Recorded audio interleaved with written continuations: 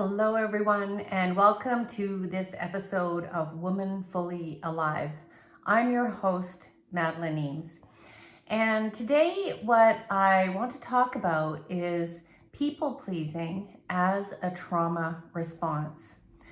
Now, I know for so many of the women that I have worked with over the last decades, people pleasing is something that comes up time and time and time again as it becomes a source of a lot of anxiety, a lot of guilt, and also a lot of burnout and depression. So let's unpack this a little bit today. So first of all, how do I describe trauma? Well, I define trauma as anything that got in the way of your full expansion, so your full expression. And that might mean in the way of expressing your voice, being able to feel and express and resolve your feelings, to be able to really stay in touch with who you are and bring that into the world in terms of how you show up. Maybe it's your business, how you express yourself sexually. In all kinds of ways, we have this ability to express ourselves here in this lifetime on this planet. And so when things come up that in the moment are too much, too fast, too soon, so those moments where you felt overwhelmed, perhaps you felt ashamed or humiliated or most likely afraid, and maybe there was no one around to support you, and the environment was such that it was not okay to either speak up or to fight back, or to leave, to flight. And so our only alternative is to either go into a freeze response, where our central nervous system actually shuts down, goes into a numbing, and basically tunes out and disconnects us from the overwhelm.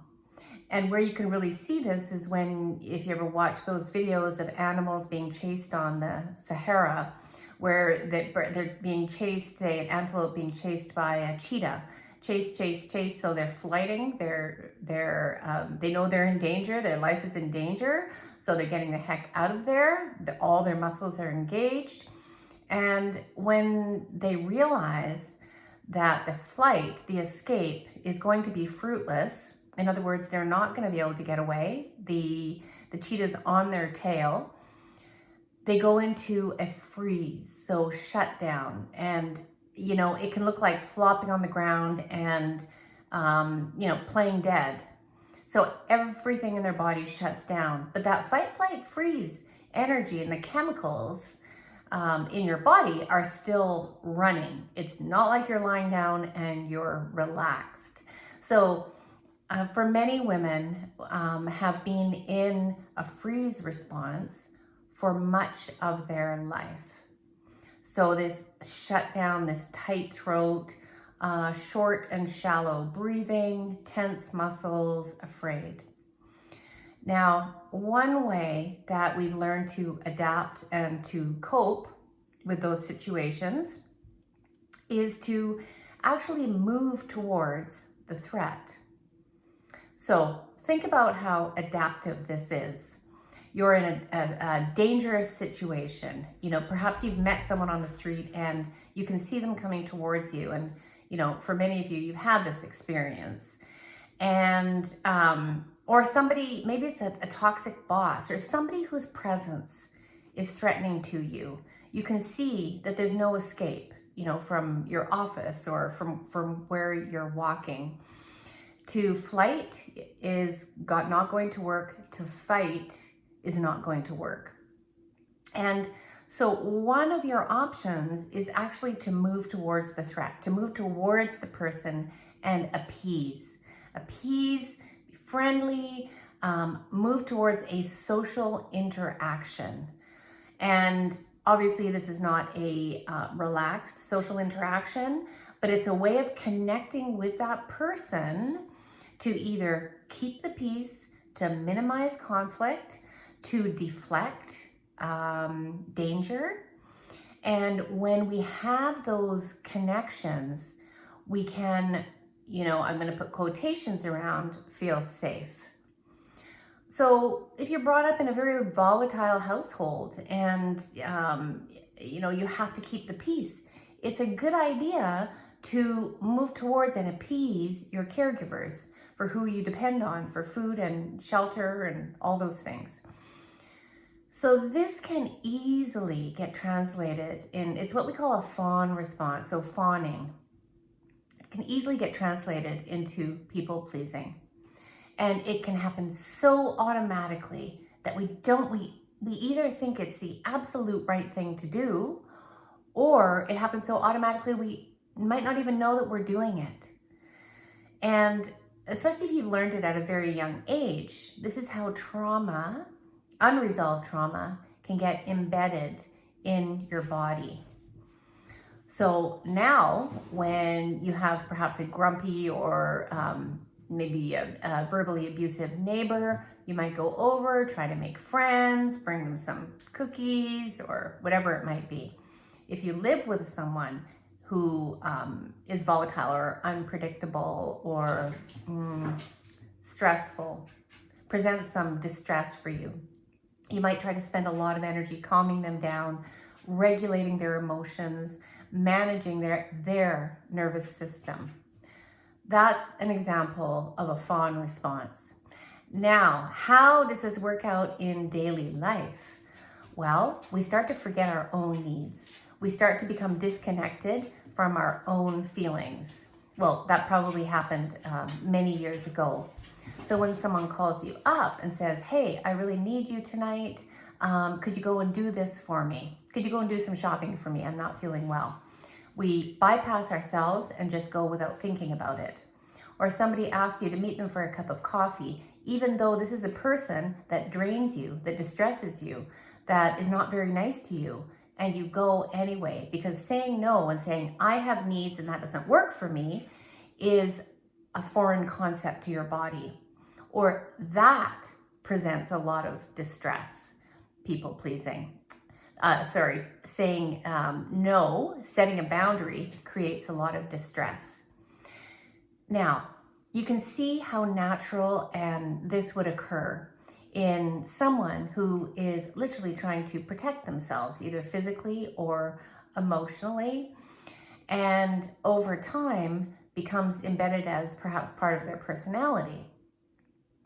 So often, by the time I see people, they are so tired, they have chronic pain, chronic illness, they have suppressed so many emotions that they have depression, because depression is a suppression or a repression of your emotional body in your nervous system, a flattening, shall we say, or perhaps are burned out. Maybe they've been in survival mode, which is what it is, for many, many years, sometimes without even realizing it. So it can show up in fatigue, in pain, in a general sense of low self-esteem, anxiety, depression, over a period of time. Now, the good news is there is absolutely a way out of this. And it involves first becoming, feeling safe in your own central nervous system. So having some kind of anchoring, grounding process or technique or tool that you can go to when you feel wobbly or pushed off balance. And from there, being able to start to really feel what you feel, to be able to access your emotions. And that usually requires a bit of uncovering, a bit of shoveling out, because a lot of our emotional energy has been stuck or buried long, long ago. And when we start doing that process, it's really important to know that whatever comes up, it comes out the same way that it went in. And so there's often a lot of anger, a lot of guilt, anxiety, or shame that comes up. And as I say in so many of my videos and my podcasts, it's a beautiful thing when it comes up, because we know now it's ready to be seen, felt, heard, and released. So if you find yourself that people pleasing is a part of your personality, just know that you're not alone and there's nothing inherently wrong with you. There's a pattern, a self-protective pattern that you learned a long, long time ago. And maybe it's time to let it go. Maybe it's time to truly heal. And I always say changing patterns is not just creating new habits. That's definitely part of it, but changing patterns actually involves healing the root of the pattern. Otherwise, we're just doing surface work, and we can often feel like a failure because, we either self-sabotage or we can't follow through, and then we just feel bad about ourselves. But when we actually get down to the reason why the pattern was created in the first place, and it's not that tricky to do this. You have everything that you need in order to do this work. We get down to there, we feel the feelings that have been trapped for so long, and we release them. The patterns often take care of themselves. Now, there's a podcast coming up on anger, and this is a really valuable emotion here, because a lot of those times where you experienced a suppression of your own expression, that can create anger. It's like telling, if you ever see a young child who wants candy at a candy store and they're told no, they get angry. It's a really natural response to not having your needs met. And if this is you, your needs, your emotional needs were not met. And that's true for many, many of us. The people in the generation before us, like our parents, they were not well versed in this. There was no discussion of emotions or emotional intelligence. So there's often a lot of anger there at not being seen, not being heard, not being nurtured or empathized with. And when we start moving through and expressing that anger, it can be very activating, because we've been often told that that particular emotion is not good and it's bad, and nice people, nice girls, good girls don't get angry. Well, you know what? They do, and anger is protective. But that'll be a discussion for another podcast. But for now, moving through, just noticing, maybe even starting to journal about where, whom, and what are you doing when you're people pleasing. And here's the question to ask yourself: what would happen if you didn't?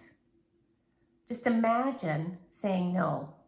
Imagine not catering to that person, not keeping the peace, letting other people have their emotions, and letting them go at it as the powerful beings that they are. Not at you, but maybe having their own emotional outbursts.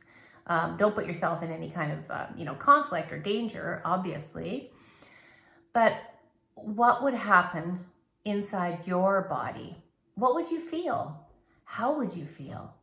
And that is the good stuff that's the juice to journal about, because that is the very thing that these patterns have prevented you from feeling.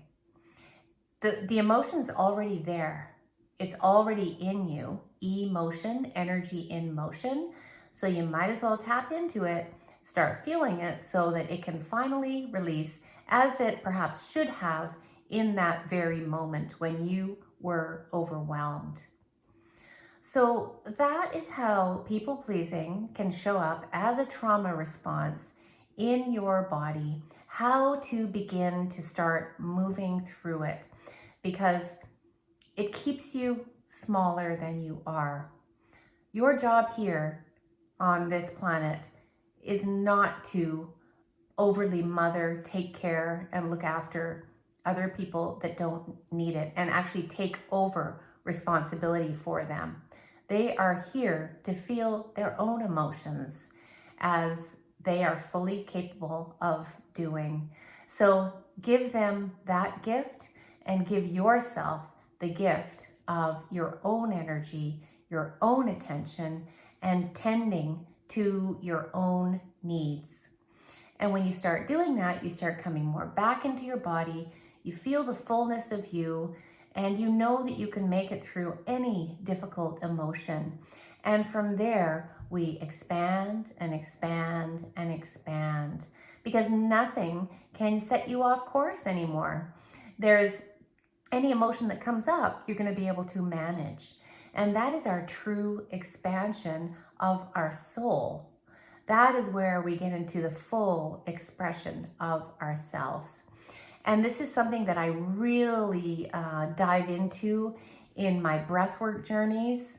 And so please join me for an upcoming breathwork journey or in my month-long intensive course for true expansion at midlife. And that's the Expansion Blueprint, the course for women at midlife to actually move through these patterns and start expressing themselves in a way that feels true, authentic, and alive. All right, thanks for listening, everybody. Don't forget to like and subscribe to my channel, and I will see you in the next episode. Bye for now.